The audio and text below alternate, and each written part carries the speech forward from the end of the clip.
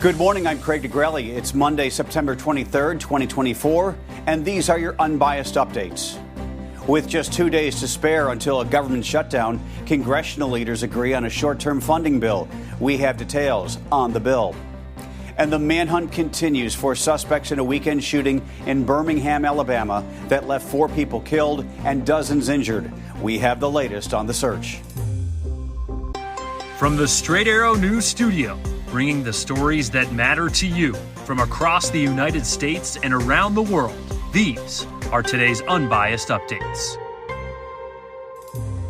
With just about a week to spare, Congress has reached a deal to avoid a government shutdown. House Speaker Mike Johnson said on Sunday the House will vote this week on a 3-month stopgap funding bill that will keep the federal government open until December 20th. In a letter to House members, Johnson said the bill is, quote, bare bones and only includes the extensions that are absolutely necessary. Unlike a previous version, this bill does not include legislation concerning proof of citizenship to register to vote. But it does include an additional $230 million for Secret Service funding. The Rules Committee is set to review the spending bill this afternoon. House GOP leaders say lawmakers will likely vote on it on Wednesday. If this bill does not pass, government funding is slated to run out next Monday, September 30th. With 43 days to go until Election Day, a new poll is showing just how close this race is between Vice President Kamala Harris and former President Donald Trump. A CBS News poll released on Sunday found Harris leading Trump 52% to 48% among likely voters. As for the former president, Donald Trump says this run for presidency will be his last. He revealed that information on Sunday during an interview on Full Measure with Cheryl Atkinson. And then, if you're not successful this time, do you see yourself running again in 4 years? No, I don't. No, I don't. I think that will be it. I don't see that at all. I think that hopefully we're going to be successful.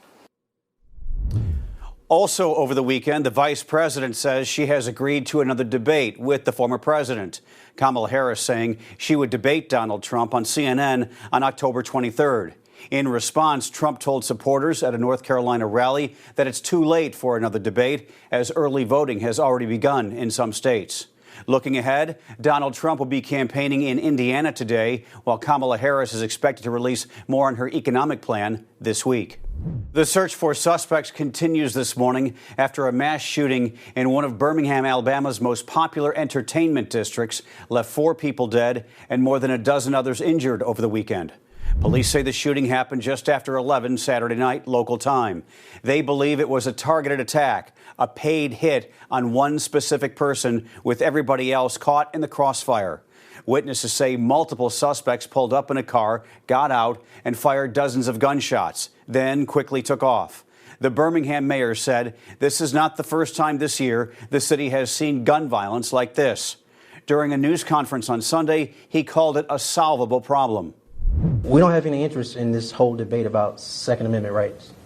We don't have any interest in people who want to protect their homes, militia, whatever else you want to say.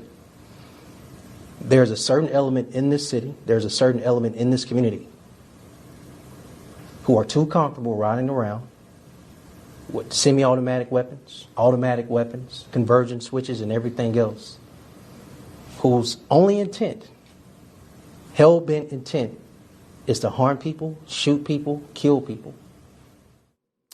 Investigators say they do believe the person who was targeted is among the people who died. And now we turn to the latest developments in the Middle East, where Israel is attacking Hezbollah targets in Lebanon as part of its new round of extensive strikes. This morning, the Israeli military warning civilians to vacate the areas where it says Hezbollah is storing weapons ahead of further strikes. The Lebanese health ministry saying 1 person was killed and 6 injured in the latest attacks across the southern and eastern portions of the country.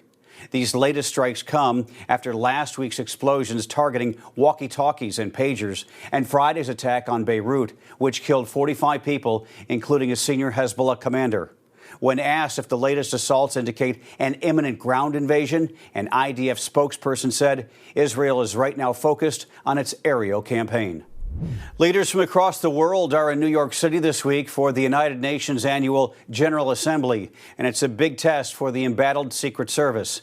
The agency is already facing heavy criticism after 2 separate assassination attempts on former President Donald Trump. Now it's tasked with protecting more than 140 world leaders, including those from Israel, Palestine, and Ukraine. The UN General Assembly is considered the biggest event that the Secret Service is charged with protecting each year, bigger than the Super Bowl, which is also considered a major national security event. The agency is working with multiple others, from the NYPD to the Coast Guard, to keep everyone safe, and it maintains it is confident they will do just that. Finally this morning, last week we told you about Los Angeles Dodgers star Ohtani making history on the baseball field. Now there's an entire team entering the history books, but not the kind to be proud of. The Chicago White Sox lost their 120th game of the season on Sunday, losing 4-2 to the San Diego Padres and tying a modern-day Major League Baseball record for futility. Since 1900, only the 1962 New York Mets have lost so many games in a season. The White Sox already surpassed the 2003 Detroit Tigers for the most losses by an American League team. And with 6 games to go in the regular season, it is looking like Chicago is going to set another record. The White Sox next game is Tuesday against the Los Angeles Angels in Chicago.